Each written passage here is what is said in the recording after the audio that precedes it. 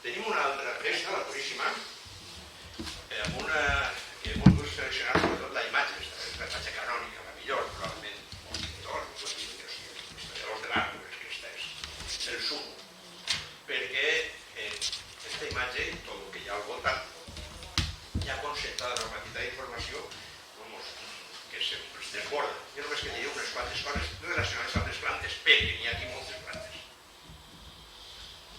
És la imatge de la tuta pulcra, la tota neta, la tota polida, la màxima pulcritud, està Mare de Déu, puríssima, de la Immaculada Concepció, aquella que en el moment de ser concebuda ja no tenia màcula.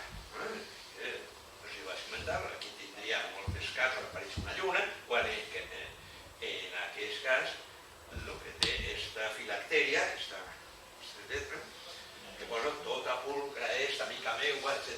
Tota pulcra és amica meua, el màcula no és indera, o sigui, no tens ni màcula, no tens no estàs marcat. Però aprofita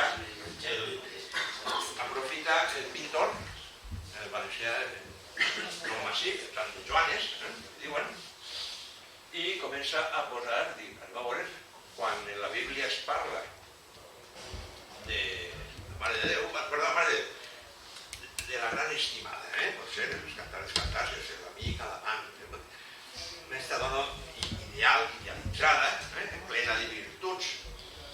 Mireu, de moment hi ha 4 arbres aquí en els cantons, este i este, que volen representar el xiprer, la palma, l'olivera i el cedre, que figuren en un dels llibres que està en el cànon catòlic, però no hebreu ni protestant, que és el Siràcida, un dels llibres primitius de l'Església original. Diu, quasi sed saltata sub in Líbano, quasi cipresos in monte Sion. Són en aquestes coses nosaltres que encara hem tingut la sort de que ens educarem un poc en aquest tipus de cultura, i no com ara, però bueno. Et quasi palma exaltata, sum incades y quasi plantatio, rosa de Jericó, la rosa de Jericó. Aquí en Alacant havia un carrer que era la rosa de Jericó.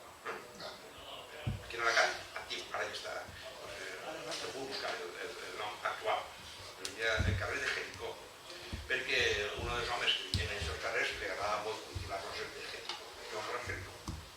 Saps? Després te miraré, si vols, el nom actual de que quasi oliva especiosa, en canvi quasi plàtanos exaltata són justa quan apareix. El plàtanos apareix una altra volta, veritat? Fixeu-vos, van apareixent, és riquíssim el text en al·lusions a les plantes i continua, i aleshores ja és l'acabós de plantes i plantes i plantes, en valor simbòlic moltes d'elles.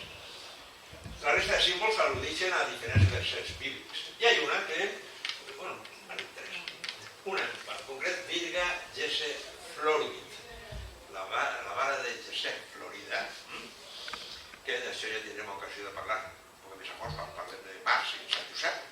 No diuen vara de Sant Josep. La vara de Sant Josep, i això és una planta, veritat que sí, la vara de Sant Josep. Per què? Perquè està al·ludint també a coses com aquestes i després de parlarem. Rosa de Jericó,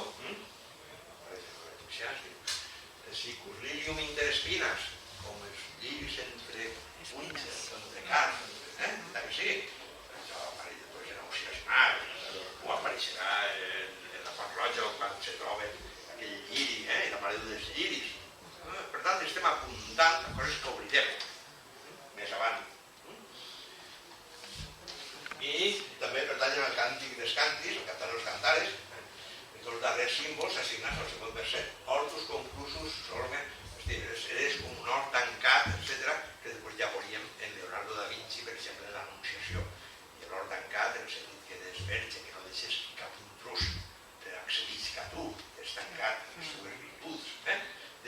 Si no, el simbòlic, a banda de l'aspecte poètic, i moltes d'estes porto ahir, en la filactèria, porto la... Per tant, una imatge carregada de simbolisme etnobotànic. Això ho podem trobar en l'església dels jesuïtes a València.